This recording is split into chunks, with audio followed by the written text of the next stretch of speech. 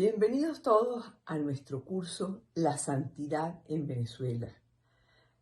Venezuela está llena de personas buenas, de personas generosas, de personas solidarias. Tenemos de todo en Venezuela, pero en Venezuela hay mucha santidad. Razón tenía Cristóbal Colón cuando dijo que era el país una tierra de gracia. Aún no éramos país y ya éramos una tierra de gracia. Esta tierra de gracia la vamos a demostrar en este curso llamado La Santidad en Venezuela. Y nuestra primera clase vamos a comenzar con ¿quiénes son los santos? ¿Cuáles son los santos en Venezuela? ¿Por qué son santos en Venezuela? De todo eso vamos a hablar a lo largo de este curso.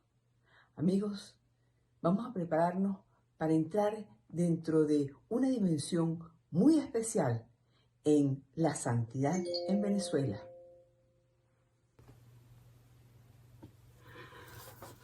Amigos, comenzamos entonces el curso de la santidad en Venezuela.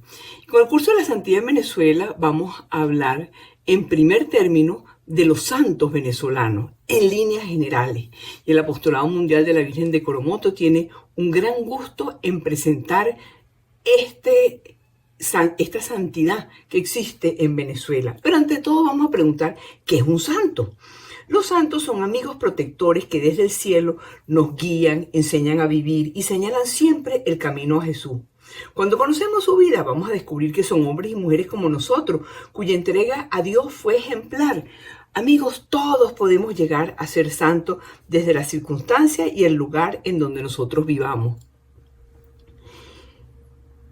Para ser santo hay una serie de exigencias. ¿Cuáles son esas exigencias? La iglesia tiene exigencias que llevan todo un camino en un proceso de canonización. Primero que todo se presenta lo que es un siervo de Dios, en el cual el obispo diocesano y el postulador de la causa piden iniciar el proceso de canonización y le presentan a la Santa Sede un informe sobre la vida, la virtud de las personas, y la Santa Sede, a través de la Congregación de las Causas de los Santos, examina el informe y dicta un decreto que dice: nada impide iniciar la causa. Es decir, el decreto dice nihil obstat. Este decreto es la respuesta oficial de la Santa Sede a las autoridades diocesanas. El segundo punto es venerable. Un tribunal designado por el obispo recibe los testimonios de las personas que conocieron al siervo de Dios. Una comisión de censores, señaladas también por el obispo, analizan la ortodoxia de los escritos del siervo de Dios. El relator de la causa, nombrado por la Congregación de los Santos, elabora el documento que diga positivo, que está hecho a base de testimonios de los testigos y la vida y las virtudes y escritos del siervo de Dios. Luego se discute la posición, que es una comisión de teólogos, consultores, nombrados por la Congregación de la Causa de los Santos, y el decreto del Santo Padre que dice: es verdad, aquí hay heroicidad de virtudes. Ya en un tercer plazo llegamos al beato. El beato es la forma de probar ante la Congregación para la Causa de los Santos la fama de santidad del venerable, por las gracias y favores pedidos a Dios por los fieles por intermedio del venerable. Se necesita un milagro atribuido a la intercesión del venerable. Este proceso de examinar el presunto milagro debe abarcar dos aspectos. Uno es la presencia de un hecho, una sanación, que los científicos, los médicos atestiguen como un hecho que va más allá de la ciencia. Y el otro es la intercesión del siervo de Dios en la realización de este hecho que señalaron los testigos del caso. La Congregación para la Causa de los Santos examina el milagro presentado, la consulta médica de la Congregación para la Causa de los Santos, que se necesitan 5 médicos peritos. Después es discutido por 8 teólogos de la Congregación para la Causa de los Santos. En sesión solemne se le presenta a los cardenales, a los obispos de la congregación, y el Santo Padre estudia y aprueba el decreto de beatificación y determina la fecha de la ceremonia litúrgica para la beatificación. El cuarto paso, que es el último paso, es la Congregación para las Causas de los Santos examina un segundo milagro. Ese segundo milagro tiene que ser después del primero, ¿ok? En una fecha posterior a la beatificación. Y para examinarlo, la congregación sigue los mismos pasos que para el primer milagro. El Santo Padre, con los antecedentes anteriores, aprueba el decreto de canonización y el consistorio ordinario público, convocado por el Papa, informa a todos los cardenales de la Iglesia y determina la fecha de la ceremonia de la canonización. Amigos, cuando se canoniza a ciertos fieles, es decir, cuando se proclama solemnemente que esos fieles han practicado heroicamente las virtudes y han vivido en la fidelidad a la gracia de Dios, la Iglesia reconoce el poder del Espíritu de la Santidad que está en ella y sostiene la esperanza de los fieles proponiendo a los santos como modelos, como intercesores. ¿Sí? En la Lumen Gentium, en el número 40, se habla muy claro de esto, ¿no? Y también en la exhortación apostólica a Christi Fidelis Laici, en el número 16, dice el Papa: los santos y las santas han sido siempre fuente y origen de renovación en las circunstancias más difíciles de la historia de la Iglesia. Pues amigos, el sábado 2 de febrero, antes de eso, perdón, en el año 2005, el Vaticano estableció nuevas normas para las ceremonias de beatificación y dijo que el Papa es el que preside los ritos de canonización. Los ritos de beatificación pueden ser celebrados por un representante del Papa. El rito de beatificación se celebra en la diócesis que ha promovido la causa, porque esto anima a la gente. Y por la solicitud de los obispos o de los actores de la causa, consideran el parecer de la Secretaría del Estado. Y el mismo rito de beatificación puede tener también lugar en Roma. El mismo rito se desarrollará dentro de una celebración litúrgica eucarística, a menos que algunas razones litúrgicas especiales sugieran que tenga lugar en el curso de la palabra de Dios, ¿no? En Venezuela, el sábado 2 de febrero del 2023, en el santuario de Nuestra Señora de la Candelaria, el eminentísimo cardenal Baltasar Porras, arzobispo de Caracas, decretó el año arquidiocesano de la santidad en Caracas, porque la arquidiócesis de Caracas se ha caracterizado a lo largo de toda su historia por ser la cuna de un gran número de hombres y mujeres que han estado consagrados al servicio de Dios y del pueblo desde sus vocaciones particulares. Por eso quiere hacer viva la memoria de la santidad. Y el cardenal Porras, arzobispo de Caracas, también exhortó a la población a conocer los siervos de Dios, a los venerables, a los beatos, a los santos, a quienes calificó como los grandes precursores que fortalecieron la dignidad humana, la reconciliación y la paz. Ese día en que lo promulga fue el día de la Virgen de la Candelaria. Y la iglesia llena de fieles con sus velas encendidas, señalando que los santos, los beatos y los siervos de Dios son luces que animan la vida del venezolano y la vida de todos los cristianos. Los candidatos nombrados en el decreto del año de la santidad fueron el beato José Gregorio Hernández, la beata Carmen Rendiles, la beata Candelaria de San José, la beata María de San José. Y a ellos les vamos a dedicar todos un tiempo especial, una clase especial para cada uno. De los otros candidatos que el cardenal Porras nombró, tenemos a la venerable Madre Emilia Chapellín, que fue la fundadora de los Hermanitas de los Pobres de Maiquetía. Emilia Chapellín es conocida como Madre Emilia de San José. Nació en Caracas en el 7 de diciembre de 1858, en medio de una familia muy acomodada. Y la bautizaron en la Catedral de Caracas, siempre con deseos de entregarse a Dios, pero debido a que no existían, y esto es muy interesante, no existían congregaciones religiosas en Venezuela, porque el general Antonio Guzmán Blanco las había abolido todas. Por eso, a los 29 años, Emilia emigra y viaja a Curazao para ingresar en la congregación de las Hermanas Terciarias Franciscanas. Pero lamentablemente en Curazao tuvo problemas graves de salud y 7 meses después tuvo que regresar a Venezuela. En 1888 se inscribió en la Pía Asociación de San José en Maiquetía. el 25 de octubre de 1889 vistió el hábito religioso y el 19 de abril de 1890 hizo su primera profesión religiosa. Emilia de San José establece ante todo lo que estaba sucediendo en Venezuela el Hospital San José de Maiquetía, y ahí se dedicó por completo a servir a los enfermos. Vio que era necesario una congregación, una unión de personas que ayudaran en esto. Por eso ella funda en 1890 la Congregación de las Hermanitas de los Pobres de Maiquetía para cuidar a los pobres, a los mendigos, a los enfermos, a los desamparados. Y como en 1874 el presidente Guzmán Blanco había clausurado todas las congregaciones religiosas, Madre Emilia fue la primera que estableció una congregación religiosa católica en Venezuela. Hizo la instauración de la congregación y del hospital con la ayuda del presbítero venezolano Santiago Machado, que era párroco de la iglesia de San Sebastián en Maiquetía.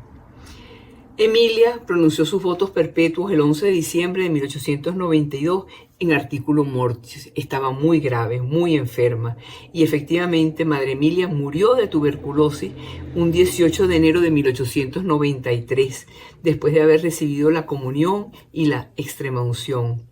Su tumba se encuentra en el patio interno del Hospital de San José de Maiquetía, como lo estamos viendo allí, y el proceso de beatificación empezó en 1957 con un milagro atribuido a su intercesión en el propio dispensario Padre Machado.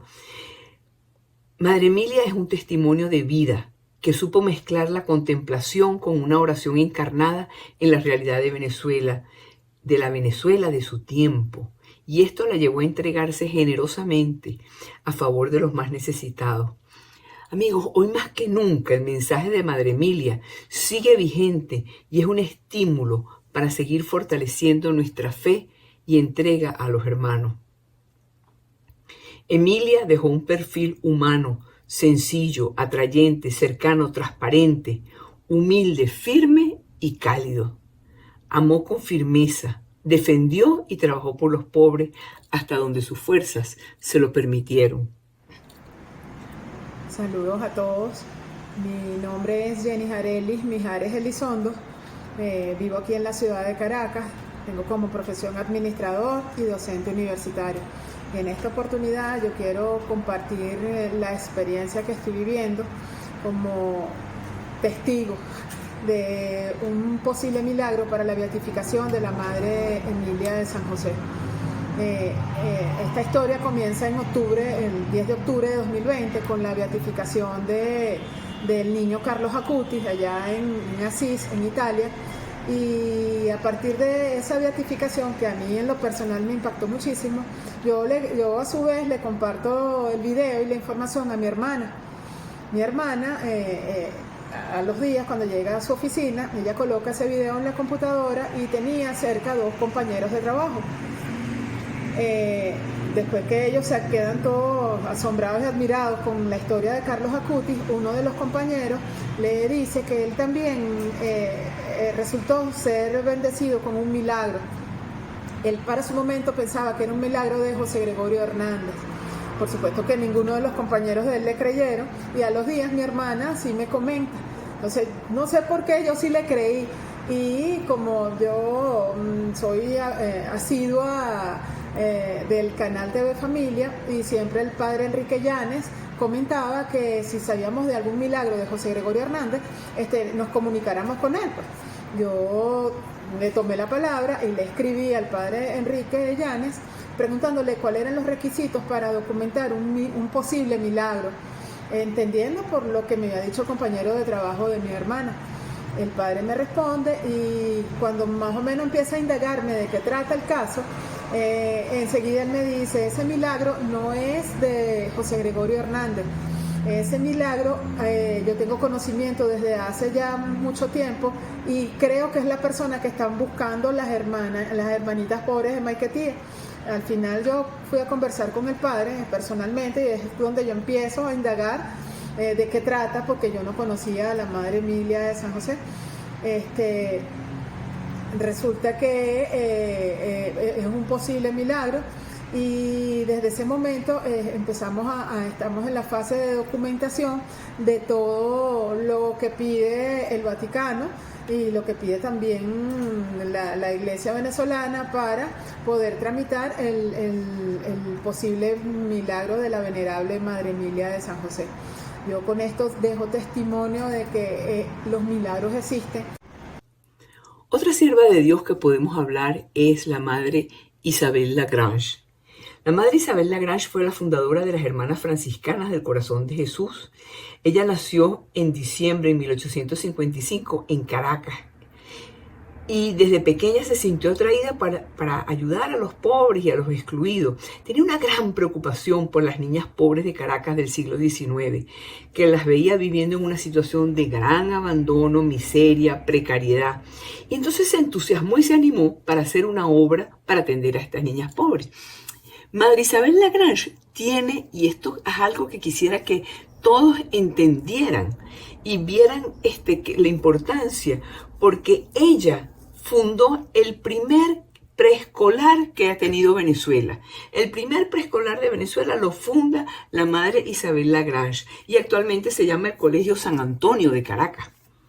Madre Isabel Lagrange atendió al pueblo de Venezuela en épocas de hambruna, abandono, desesperación. Creó escuelas, hospitales, ancianatos y con una bella espiritualidad franciscana su obra permanece hasta hoy. Es simpático saber que en aquella época entre sus amistades se encuentra la sierva de Dios, Madre Emilia de San José, esta mujer caraqueña que vivió también en tiempos del doctor José Gregorio Hernández. Ella es ejemplo vivo de sencillez, de paciencia, de prudencia. Los historiadores venezolanos han clasificado a la Madre Isabel Lagrange como el tesoro más escondido y precioso de la Iglesia venezolana. ¿Por qué? Porque ayudó a muchas congregaciones religiosas a subsistir en tiempos del general Antonio Guzmán Blanco, o sea, en la época guzmancista, donde se realizaron una serie de reformas de la Iglesia Nacional, por allá por 1870. Tal es el caso de los hermanos de la Salle, de los padres franceses. También era ella la que confeccionaba los primeros hábitos de las hermanas de la congregación de las Siervas del Santísimo Sacramento. La Congregación de las Hermanas Franciscanas del Sagrado Corazón de Jesús, fundada por ella un 4 de octubre de 1890 en la fiesta de San Francisco de Asís, se encuentra esparcida en Colombia, Ecuador, España, Roma y, por supuesto, en Venezuela, contando con casas hogares, colegios, asilos, comedores, misiones. Ahí donde las necesiten, ellas van. Por eso tienen también centros apostólicos con grupos de laicos, con sus movimientos infantiles y juveniles, formando parte de la gran familia franciscana en el mundo entero. Esta sierva de Dios, Madre Isabel Lagrange, murió un 29 de abril de 1933 a los 77 años de edad. Le dio una arteriosclerosis muy dolorosa y una artrosis muy fuerte. Sus restos están hoy en día en la casa madre de la congregación en Caracas, Venezuela. El cardenal Urosa, en una de sus últimas tareas como arzobispo de Caracas, clausuró la etapa diocesana del proceso informativo sobre la vida, virtudes y de la santidad de la Madre Isabel Lagrange y la calificó como una mujer venezolana, religiosa, caraqueña, de familia cristiana muy meritoria, que desde niña manifestó una intensa vida de piedad que la llevó a tener una vivísima y ardiente caridad hacia el prójimo. Porque, dijo el cardenal Urosa, el amor a Dios se manifiesta en el amor al hermano. Además, la Madre Isabel Lagrange, fundadora en 1880, junto con el padre Calixto González, de la Congregación de las Hermanas del Sagrado Corazón de Jesús. Otro personaje que tenemos entre nuestros santos en Caracas, tenemos al siervo de Dios Jesús Cesario Gil, fundador de los cursillos de cristiandad. Un español gallego, que llegó en el año 1959, con apenas 10 años de ordenado y pertenecía a la Hermandad de los Operarios Diocesanos. Esta hermandad está dedicada a buscar vocaciones sacerdotales y a tratar de formar vocaciones sacerdotales. Y vino a este país por unas razones muy especiales correspondientes a su orden, porque para esa época en Venezuela estaban haciendo la democracia, porque el año anterior habían derrocado al dictador Marcos Pérez Jiménez. Por supuesto, la Iglesia venezolana recibía con mucha cautela la idea de los cursillos de cristiandad. El 20 de agosto de ese año y en el Colegio La Salle se dictó el primer cursillo de cristiandad para Venezuela. Y se dice que el hermano rector de ese colegio, que era en ese momento el hermano Nectario María, al ver en el entusiasmo con que salían aquellos hombres, después del cursillo dijo: aquí ha nacido algo realmente grande. El movimiento de cursillos comenzaba levantando una gran polvareda en la iglesia venezolana, pues con desconocido ímpetu los seglares aparecían en la palestra eclesial. Era un fenómeno colectivo. A ese gallego llamado el padre Cesario Gil lo conocimos en muchas ocasiones como el cura Gil, quien además de su diestra batuta de líder, de eminente maestro, sabio orientador y enérgico conductor de hombres y de empresa, ocupó el más alto lugar de liderazgo dentro de la iglesia venezolana. Era un operario incansable. El cura Gil paseó por toda Venezuela. Él mismo participó en un cursillo de cristiandad, el cuarto cursillo de cristiandad que dictó la Juventud Masculina de la Acción Católica en España, y se enamoró de los cursillos, y eso fue lo que vino a traer a Venezuela.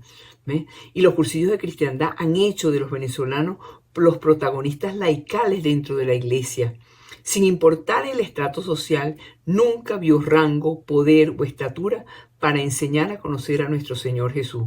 Pero además enrolaba a todo el mundo, a los cursillistas, y los enrolaba en todas las tareas de cursillos, no importara quiénes fueran. Muchos obispos de hoy en día, si no fueron formados por él, al menos le dio retiros o los orientó en su vida religiosa. El cura Gil fundó casas de retiro en distintos estados del país. Fundó el Centro de Estudios Mosensol para que se formaran esos jóvenes venezolanos con más hambre de Dios y se hicieran sacerdotes. Creó la editorial Trípode para fomentar escritores venezolanos. Construyó la iglesia de la parroquia El Marqués, la misma que hoy guarda sus restos, María Madre de la Iglesia. Creo que escribió más de 70 libros, ¿no? Para cursillos, además de conquistar líderes dirigentes, conquistó jóvenes para el sacerdocio. También sacerdotes de otras órdenes para enriquecer el movimiento, y desarrolló toda una gama de actividades. Dio cursillos para sacerdotes, para jóvenes, para parejas. El padre Gil, el cura Gil, promovió la constitución y formación del Organismo Mundial del Movimiento de Cursillos de Cristiandad y del Organismo Latinoamericano. Ensambló las escuelas de formación, asambleas para dirigentes, convivencias nacionales, ultrellas diocesanas nacionales y mundiales. Era un hombre con una fe inquebrantable, con una esperanza en cada acción que se proponía. Parecía un roble bien plantado y hacía valer su eslogan: soy un operario incansable. Pero por encima de todo, era un hombre con una gran personalidad, recio, dócil y humilde. Supo ser al mismo tiempo fuerte y severo, según se le exigía, con un amor y una caridad que pocos lo pudieron cuestionar, porque cuando se daba íntegro, tal cual era. Cansado y quebrantado de salud, pidió a la jerarquía que le relevara del cargo que hasta el año 91 tuvo, y que fue asesor del movimiento de cursillos de cristiandad. Recordemos en este momento esas frases que tanto repetía: Cristo y yo, mayoría aplastante. La iglesia soy yo. Cristiano, otro Cristo. Ese era el padre Gil. Otro siervo de Dios es Monseñor José Luis Lebrun Moratino, que fue arzobispo de Caracas. Nació en Puerto Cabello, estado Carabobo, en 1919. Fue el segundo cardenal de la iglesia venezolana. Estudió en el Colegio La Salle de Puerto Cabello, ingresó como alumno de la diócesis de Valencia en el seminario menor y fue enviado a estudiar en el Colegio Pontificio Pío Latinoamericano de Roma, y allí fue donde obtuvo su licenciatura en filosofía. Inició sus estudios superiores en la Pontificia Universidad Gregoriana de Roma, los cuales culminó en la Universidad Javeriana de Bogotá. Lo ordenaron sacerdote en 1943 por el obispo de Valencia, Monseñor Gregorio Adán, a quien nombraba constantemente. Del Monseñor Gregorio Adán fue secretario.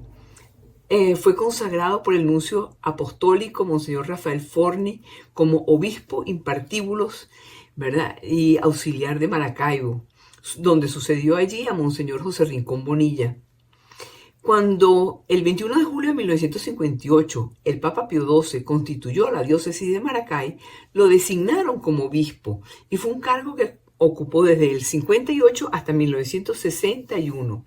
Y a la muerte de Monseñor Adán, el Papa Juan XXIII lo designó obispo de Valencia. En este último cargo fue cuando asistió al Concilio Vaticano II. Durante su episcopado se crearon en 1966 las diócesis de San Felipe en el estado Yaracuy, San Carlos en el estado Cojedes, como parte del territorio de la diócesis de Valencia. Recibió el título de doctor honoris causa de la Universidad de Carabobo, fue nombrado arzobispo también y con sede plena en la arquidiócesis de Caracas, a donde entró a trabajar el 23 de octubre de 1972. Y desde el 23 de mayo de 1980 fue arzobispo de la sede metropolitana de Caracas. El propio Papa Juan Pablo II, el 2 de febrero de 1983, lo nombró cardenal y pasó a ser el segundo en la historia de la Iglesia venezolana. Y escribió muchas cartas pastorales. Fue colaborador ocasional del diario El Universal de Caracas. Y como por disposición del Concilio Vaticano II, donde él había participado, quedó establecida la renuncia de los obispos que llegaran a su cargo a la edad de 75 años, cuando llegó y cumplió 75 años puso su renuncia y fue sustituido en 1995 por Monseñor Ignacio Velasco como nuevo arzobispo de Caracas. Monseñor Lebrun fue un hombre humilde, sencillo, intelectualmente brillante, pero siempre con una sencillez inmensamente grande. Otros siervos de Dios que están para ser en ruta a la canonización son Abraham y Patricia Reyes, que son los cofundadores de Fe y Alegría. Era un matrimonio popular. Abraham y Patricia nacieron muy pobres en el campo venezolano. Abraham nació en las montañas de Falcón y Patricia en Barlovento. Se conocieron, hicieron sus vidas en un barrio marginal de Caracas y son ejemplo de esa Venezuela profunda, pobre pero honrada y generosa, en la que el trabajo y el esfuerzo eran los medios esenciales para echar adelante. Abraham y Patricia empezaron a construir con inmensa ilusión su casa en lo que es hoy el 23 de enero. Querían una casa grande porque querían tener muchos hijos. De hecho, tuvieron 13 hijos y además criaron otros 6 más. Cuando construyeron su casa, dedicaron todos sus ahorros, sus esfuerzos, sus sacrificios de 8 años de trabajo. Y además de cuidar a los hijos y realizar las tareas del hogar, Patricia cargaba el agua para batir la mezcla desde el pie del cerro en una lata sobre su cabeza, incluso estando embarazada. También ayudaba a pegar adobes. Poco a poco, como un árbol de vida, la casa fue creciendo de sus manos y sus sueños. Y cuando estaba todavía fresco el olor a cemento y no habían tenido tiempo de acostumbrarse a ese milagro de verla terminado, conocieron al padre Velas. Y el padre Velas andaba buscando dónde tener una escuela para los niños. Inmediatamente, Abraham, con un gran corazón, le dijo: Padre, si me quedo con esta casa, será la casa de mis hijos. Pero si la hacemos escuela, será la casa de todos los hijos del barrio. Cuando entregué la casa, dice después Abraham, me entregué también a las cosas de Dios. Y desde entonces me siento muy feliz, dice Abraham. Creo que es mucho más importante darse que dar cosas. Uno recibe más cuando da, cuando regala su vida, así es más feliz. A su vez, Patricia decía: mi esposo me dijo y me preguntó que si podíamos dar la casa. Yo le dije que sí. Cuando uno ha tenido que luchar duro en la vida, se siente muy feliz al tener algo que darle a los demás. Ante este gesto de Abraham y Patricia, el padre Velas tuvo una corazonada. Si habían personas capaces de darlo todo, sí sería posible realizar el sueño de llenar de escuelas los barrios más pobres. Y así nació Fe y Alegría, en una casa regalada, donde metieron a 100 niños sentados sobre el piso, sin pizarrones ni pupitres, con 2 maestras que apenas tenían 6º grado. Poco después de entregar la casa, Abraham se incorporó a la Legión de María en su parroquia de Jesús Obrero de Flores de Catia y allí aceptó con entusiasmo la invitación a participar en el diaconado permanente. Después de 4 años de preparación, se ordenó de diácono y fue uno de los 8 primeros diáconos casados en Venezuela. Su experiencia más significativa como diácono la realizó en el barrio Plan de Manzano, viviendo en un rancho con 4 seminaristas. Visitaba a los enfermos, llevaba la comunión y sobre todo los primeros viernes. Esta fue su actividad más gozosa hasta los últimos días de su vida.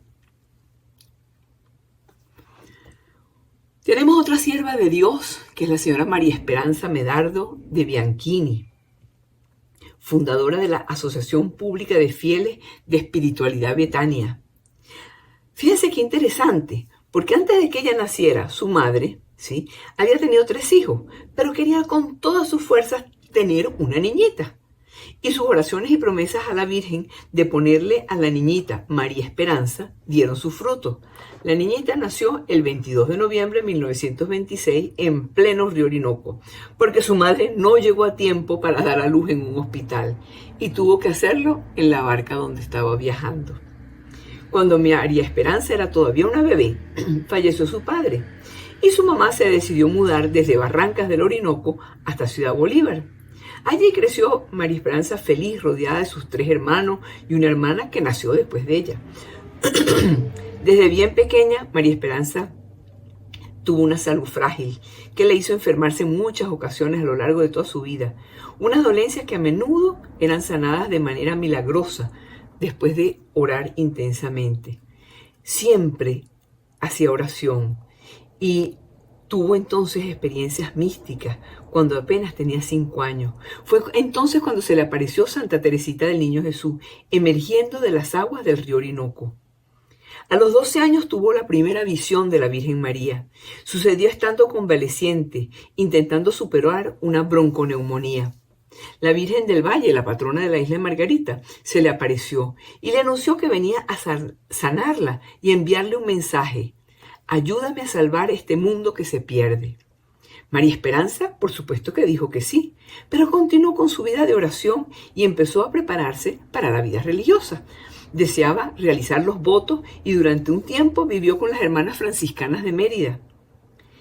Pero el 3 de octubre de 1954 tuvo una nueva visión de Santa Teresita del Niño Jesús y escuchó la voz del Sagrado Corazón de Jesús, que le dijo que su destino no pasaba por el convento.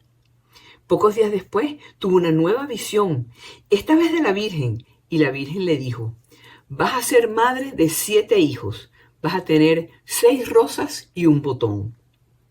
Bueno, impresionada, al año siguiente, María Esperanza realizó un viaje a Roma para recibir la bendición del Papa Pío XII, pero allí, increíblemente, conoció a Geo Bianchini, su futuro marido. Se enamoraron de entrada, de la primera, y la pareja se casó el 8 de diciembre de 1956 en la capilla del coro de la Inmaculada Concepción del Vaticano, porque él era guardia del Vaticano. Y un siglo antes, en esa misma capilla, Pío IX había decretado el dogma de la Inmaculada Concepción.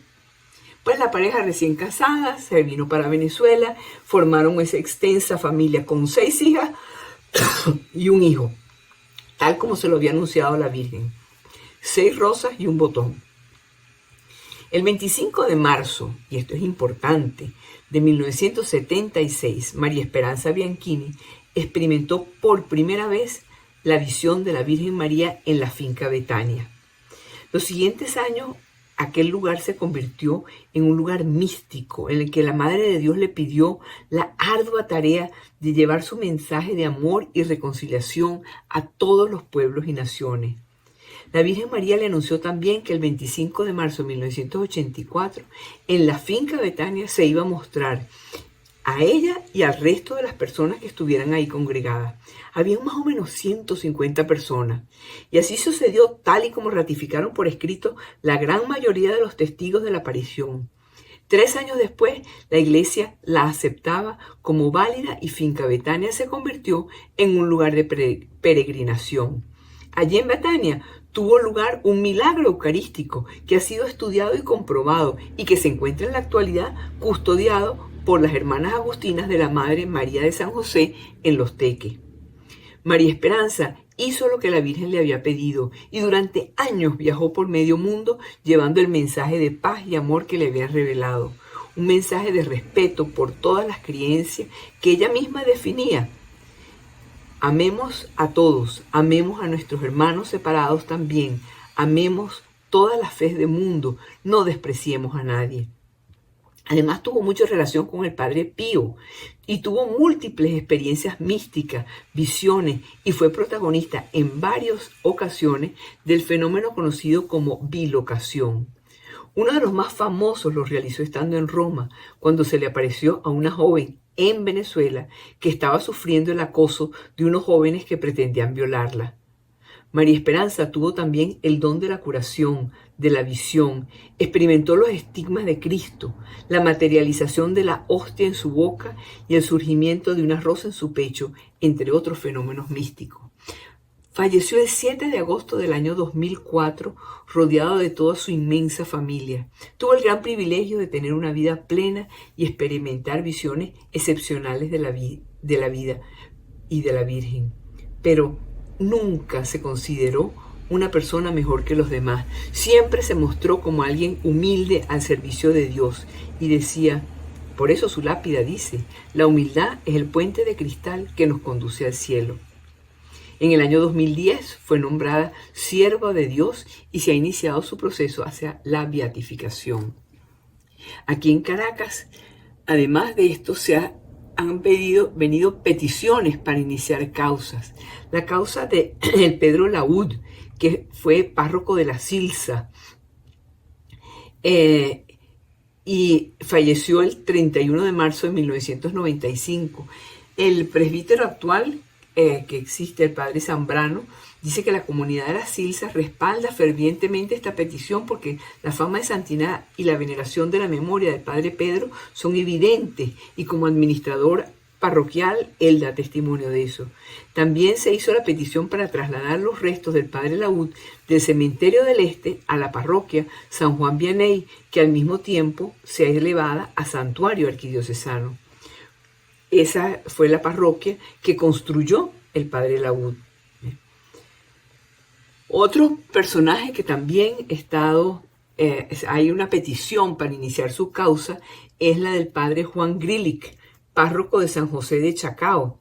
Esta es muy interesante porque el padre llegó en el 1958, venía de Argentina con apenas 5 años de ordenado sacerdote y había llegado a Argentina huyendo de las atrocidades de la Segunda Guerra Mundial y la instauración del comunismo en su tierra natal, que era Eslovenia. Cuando llegó a Venezuela, en Caracas, se presentó al monseñor Rafael Arias Blanco, que era el arzobispo, y traía una carta del señor obispo de Buenos Aires, monseñor Gregorio, muy amplia y muy bella. El monseñor Arias lo puso como adscrito a la parroquia San José de Chacao, ocupando desde ese momento el puesto de párroco, que el párroco que estaba allí era monseñor Delfín Moncada. Cuando muere monseñor Delfín Moncada, él asume la parroquia como párroco, ¿no? El padre Juan Grilic tenía una gratitud y un amor para con Venezuela de siempre, y desde el primer momento esto hizo que todo el mundo lo respetara, le tuviera confianza y le diera una gran credibilidad a todo lo que hacía. El padre Juan Grilic brindó todo su apoyo e iniciativa para continuar la obra del padre Delfín Moncada. Él siempre tuvo en mente que al llegar la hora de nombrar algún sucesor, tendría que ser él. El entonces Juan Grilic dice que todo lo que nosotros hagamos tiene que ser como abono en la siembra. y propuso y realizó formación de cursos prematrimoniales, reuniones de consejo parroquial, creó la Casa del Abuelo, pionero incansable de la evangelización, de la administración de los sacramentos, de una oración profunda e intensa. Su gran preocupación era poder colaborar con parroquias pobres a nivel material y espiritual. Entre ellas se encuentra Sabana Grande de Orituco, Arenita, Orús, Paso Real, La Loma, San Sebastián de los Reyes. Su camino por estas zonas y por nuestras vidas verdaderamente dejó una hermosa huella que queda en los corazones y en la profundidad de las almas. El padre Grilic es esa persona que todos querían y que todos lloraron siendo el párroco número 65 que trabajaba allí en Chacao. Ahora, al mismo tiempo, se ha animado en esto, y eso también aparece en el decreto, que se ha animado a solicitar la retoma de la causa que ya habían sido introducidas de la señora Lola Vidal, que fue promotora de las viudas de Naim. ¿Ve? Ella es viuda con varios hijos y fue promotora de las viudas de Naim, un trabajo que realizó con mucha intensidad. Y también de los esposos Arístides y Adela Calvani, como diplomático, político, académico, y ambos murieron juntos en un accidente aéreo en Guatemala. La causa de beatificación de la pareja es de las pocas en el Vaticano, y la inició la Arquidiócesis de Caracas en el año 2012. Además de todos estos son en Caracas. Estos son en Caracas y estos son importantes porque son los que nombra el decreto. Pero estos no son los únicos ejemplos de santidad que tiene Venezuela. Venezuela tiene muchos más ejemplos de santidad. Y esos son los que vamos a nombrar ahora.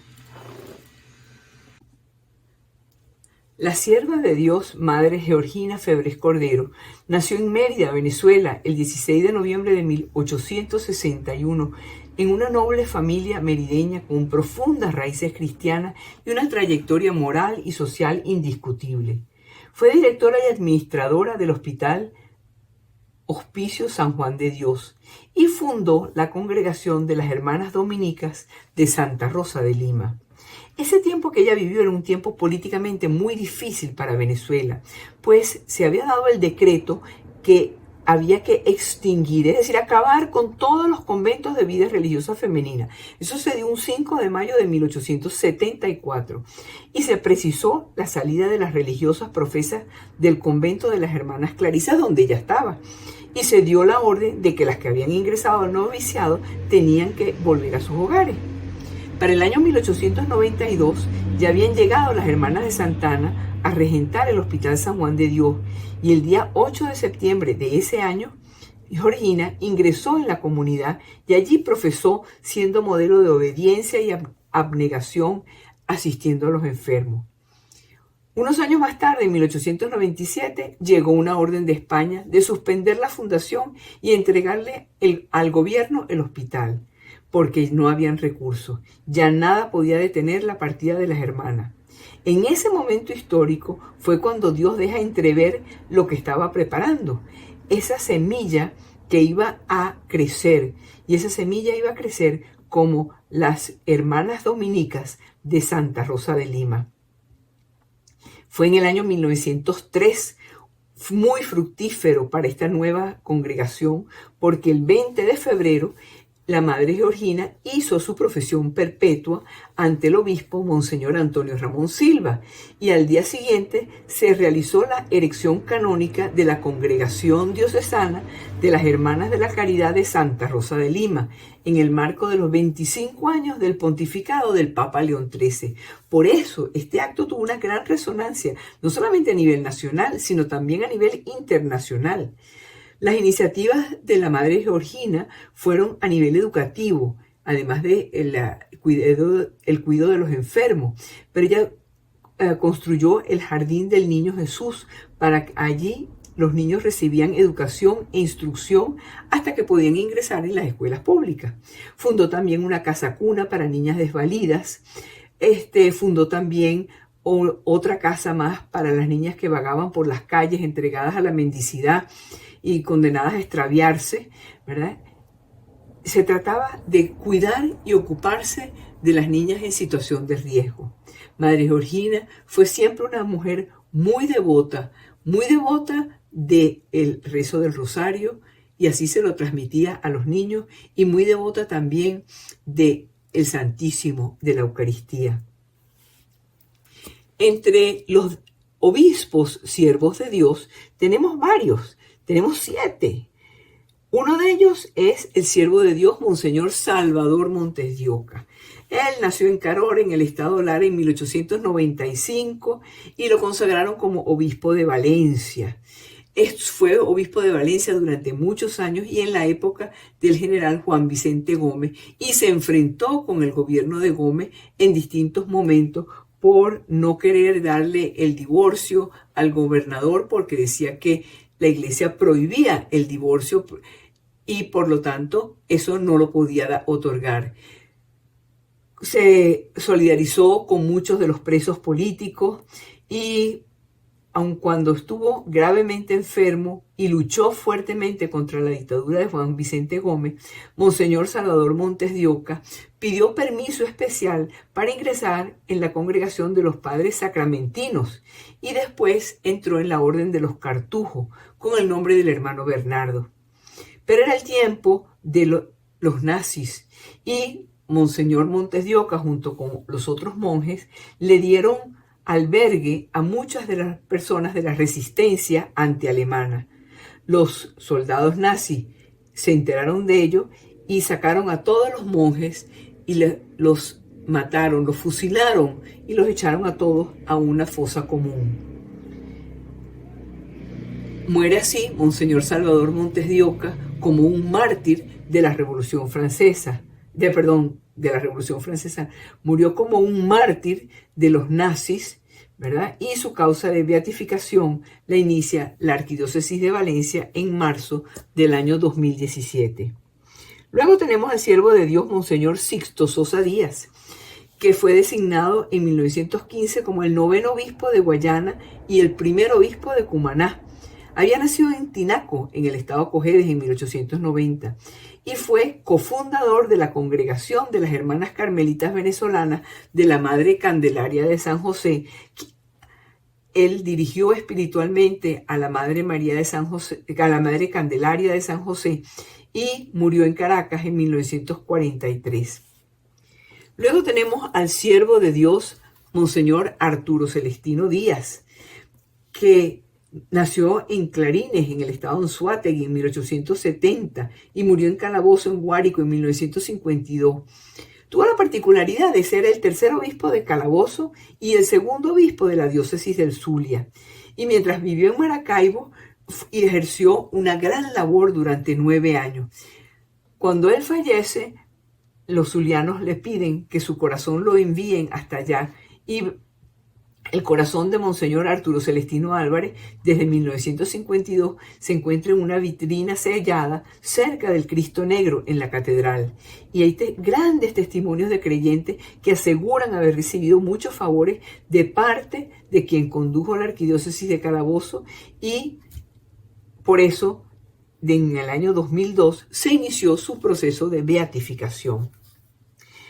Otro de los grandes obispos importante siervo de Dios es Monseñor Eduardo Boza Masvidal, que era el obispo auxiliar de La Habana y fue expulsado de la isla de Cuba en 1961 por la revolución comunista de Fidel Castro. Residió sus últimos 40 años en Los Teques, en el estado Miranda, especialmente como vicario general de la diócesis hasta el año 2003, cuando murió. La diócesis de Los Teques, como murió allí, inició su proceso de beatificación como siervo de Dios.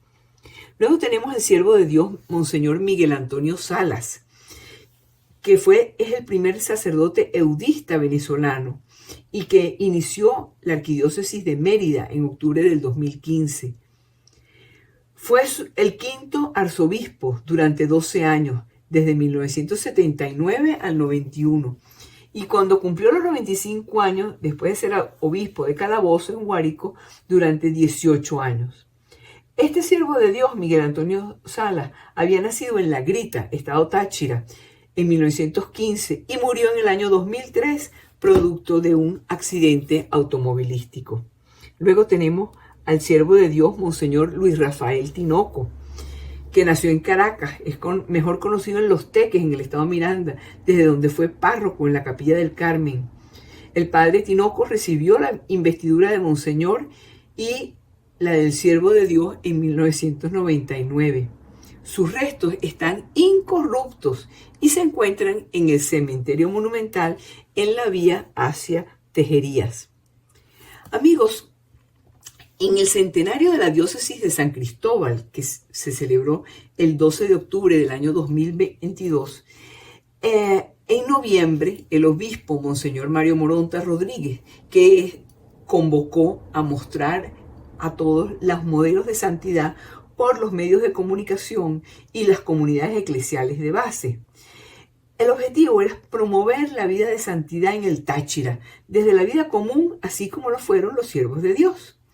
Para eso planteó a 4 mujeres y 3 hombres que hicieron su vida en el estado Táchira, Venezuela, y se destacaron porque fueron personas muy abnegadas, y sus procesos de beatificación y canonización los está llevando la diócesis de San Cristóbal. Vamos a empezar por uno de ellos, que es un caso muy interesante y bastante asombroso. El caso de la niña, sierva de Dios, Amanda Gilset Ruiz Suárez.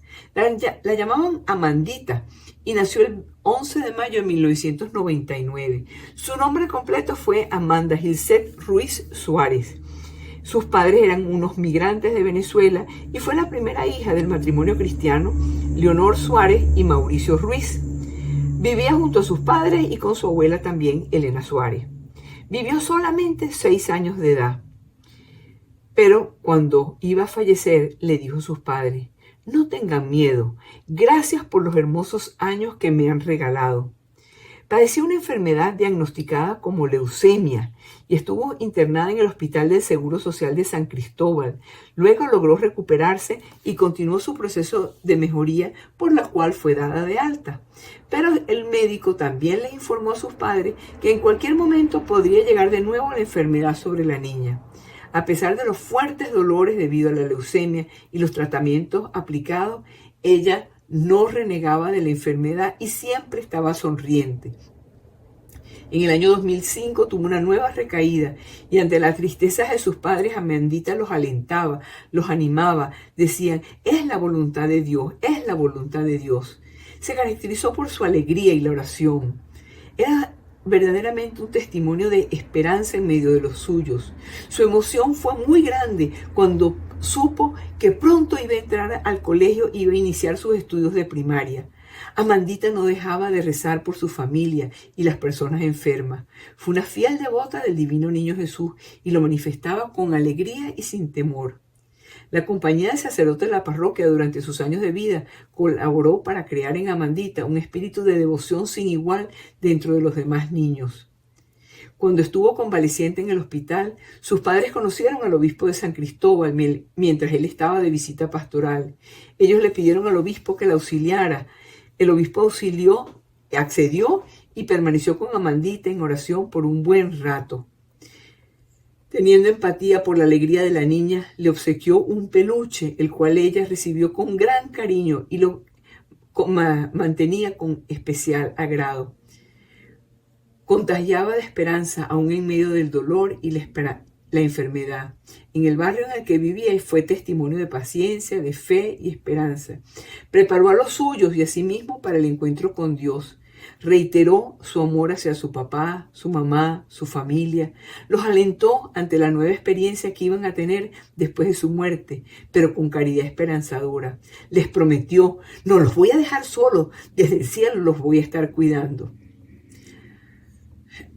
Existe fama de santidad de Amandita dentro y fuera de la diócesis de San Cristóbal, como una niña modelo de esperanza y de alegría cristiana. Cada vez más se conoce su historia y su vida, y van en aumento quienes piden intercesión ante Dios por alguna gracia o petición y la ven concedida. Otro siervo de Dios es Lucio León, que nació en la aldea del Recreo del municipio Rafael Urdaneta, en Táchira. Apenas pudo estudiar hasta tercer grado. Por condiciones de pobreza tuvo que trabajar primero en la población de Rubio y luego en San Cristóbal. Se convirtió en un artesano albañil y contrajo matrimonio con Mercedes Duque. Tuvieron 3 hijos y uno de ellos es sacerdote. Se llama igual que su papá, Lucio León. Poco a poco fue conociendo la sana doctrina cristiana. Llegó a ser un decidido evangelizador. Con su esposa y sus hijos vivieron en armonía con gran espíritu cristiano. Y poco a poco se fue convirtiendo en un apóstol de la Eucaristía a través de su acción con la Cofradía del Santísimo. Fue un gran defensor de la familia y de los sacerdotes. Iba a misa en la iglesia de la Coromoto. Era un hombre de Dios, de un hombre de pueblo, una persona muy conocida en el Táchira por sus apostolados como miembro de la Cofradía de Santísimo.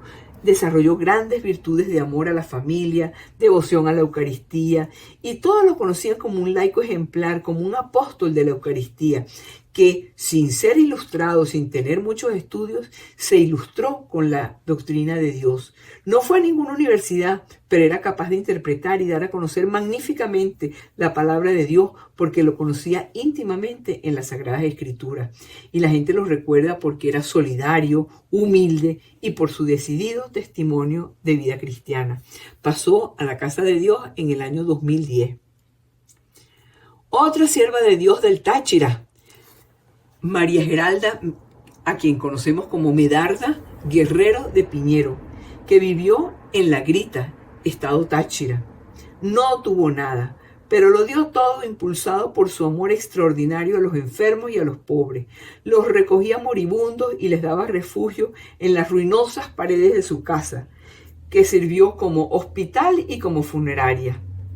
El impacto de las muertes por la terrible viruela negra la conmovió desde niña y hizo que entregara su vida a la atención de los enfermos en Táchira, en los Andes venezolanos. Particularmente pobre, se hizo partera y acabó por convertir su pequeño hogar en la casa de los desamparados, incluso en funeraria, para darle una despedida digna a los mijiticos que atendía, porque todos los que pasaban, ella le decía: Dios le pague, mijitico, venga para acá, mijitico, aquí tiene casa, aquí tiene pan, mijitico, venga, coma. La llamaban todos Medarda Piñero.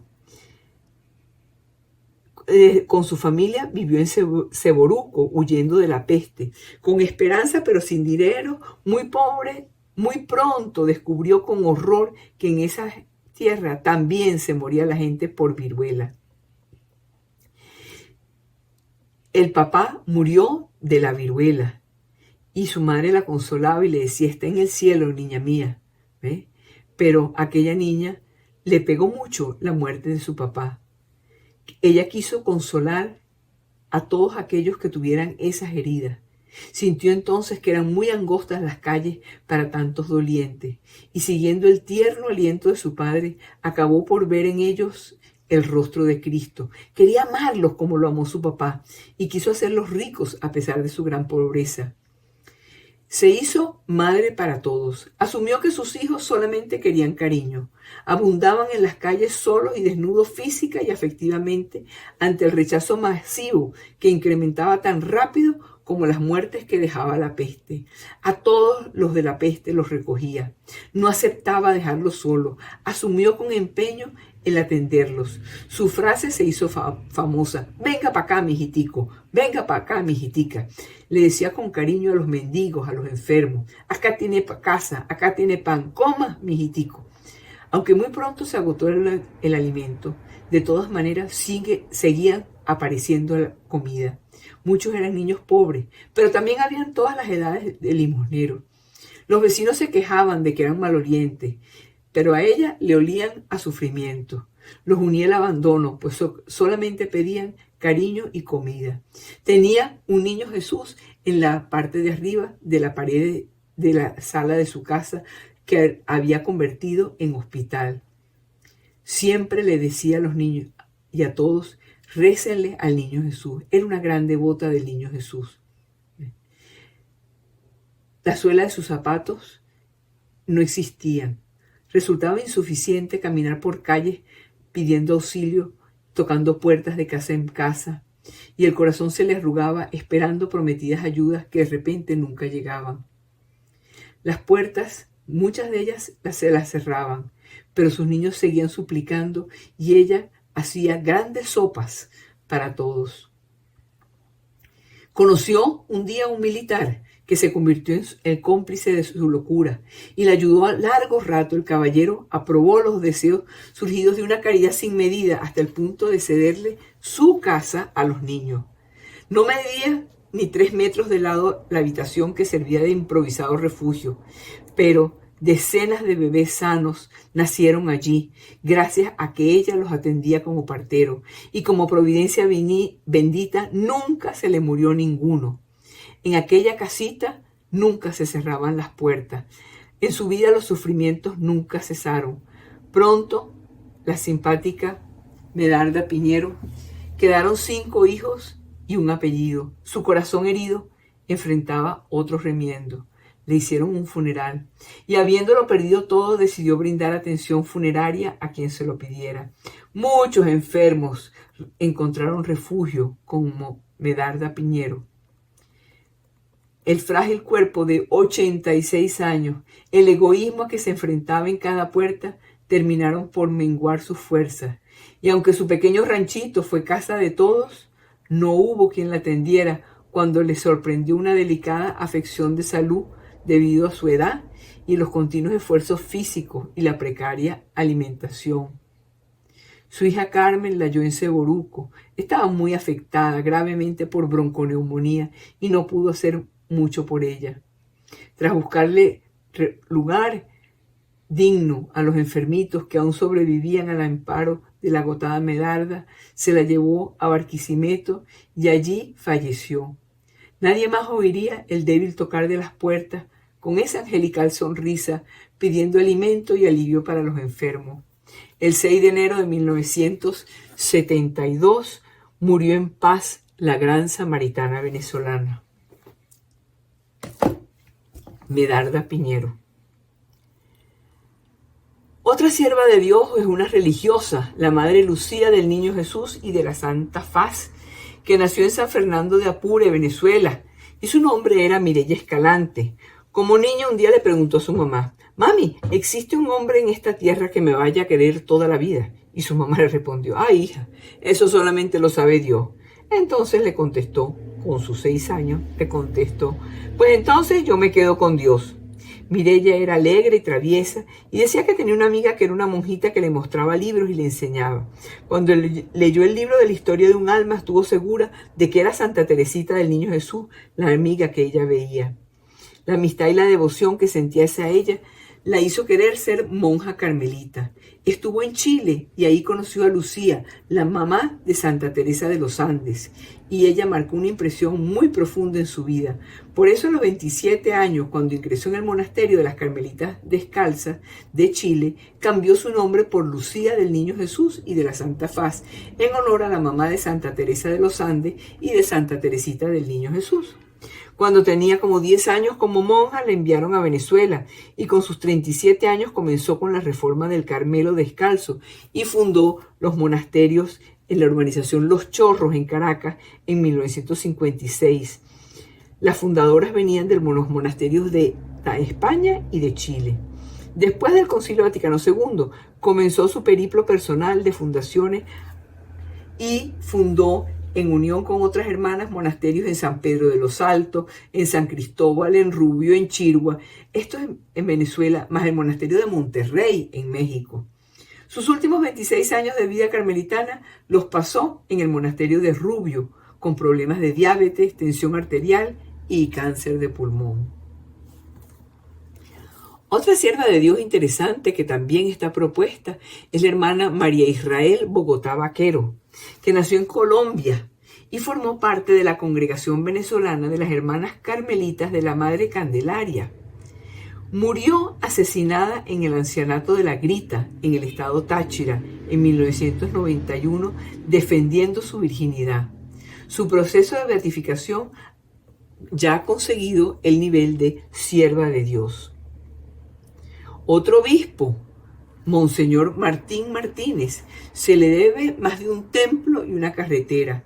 Nació en Santana del Táchira el 4 de noviembre de 1919 y lo conocieron como un hombre que buscaba vocaciones sacerdotales y religiosas, que encauzó a jóvenes, así como por la entrega a los enfermos, a los niños y a la gente de campo. Desarrolló una vocación, un apostolado por el bien común y por la gente. ¿Qué fue su vida? Su vida fue la obediencia y la disciplina al Papa y a los obispos.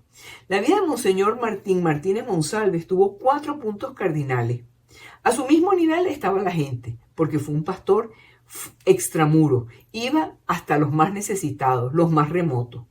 De un lado, sin ser ingeniero, fue un constructor de carreteras que amplió los caminos del Táchira.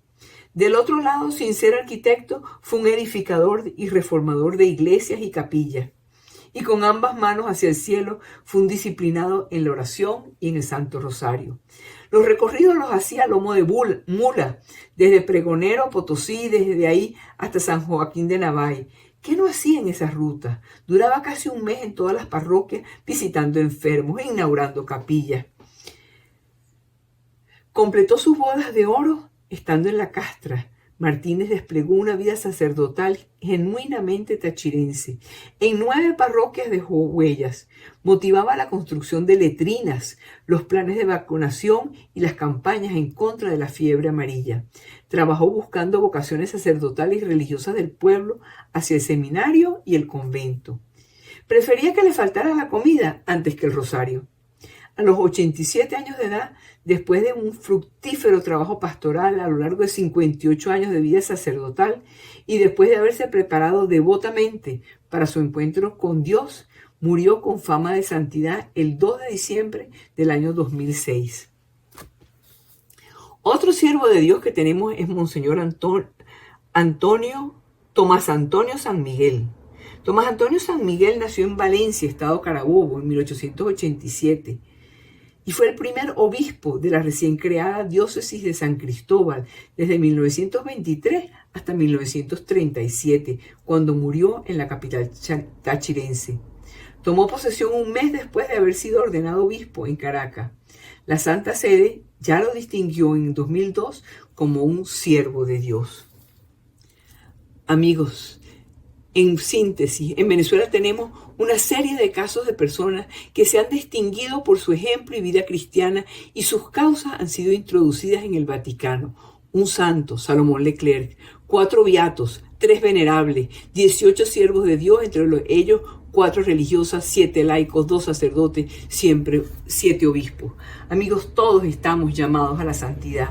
La santidad es la forma máxima de expresar nuestra adoración a Dios. La adoración no es cantar canciones, ni ir a la iglesia todos los domingos o servir en ministerios. No, la adoración es la búsqueda en nuestros corazones de vivir vidas que agraden a Dios. Abrazar el proceso de santidad en nuestra vida es la máxima expresión de nuestro amor a Dios. No podemos vivir vida santa bajo nuestras propias fuerzas. Debemos tener corazones que deseen la santidad. La santidad nos obliga a no conformar nuestra forma de pensamiento de acuerdo a los gritos de la cultura y las demandas de la sociedad. Única y exclusivamente nos llama a vivir de acuerdo a lo que Dios establece como aceptable. Hermanos, sin la santidad nunca podremos saber cuál es la voluntad de Dios para con nuestra vida. Sin la santidad, literalmente, vivimos vidas sin propósitos. Este curso busca mostrarte que la santidad se da en todos los niveles y edades de la vida, como hemos podido comprobar en la clase de hoy. Los invitamos a que con palabras y con su ejemplo de vida busquen la santidad. ¿Por qué? Porque Venezuela, además de todo, es una tierra de gente buena, amable, cordial. Se caracteriza por el fruto que ha dado por muchos años de hijos emprendedores y santos, hijos que buscan a Dios porque saben que con Dios siempre ganamos.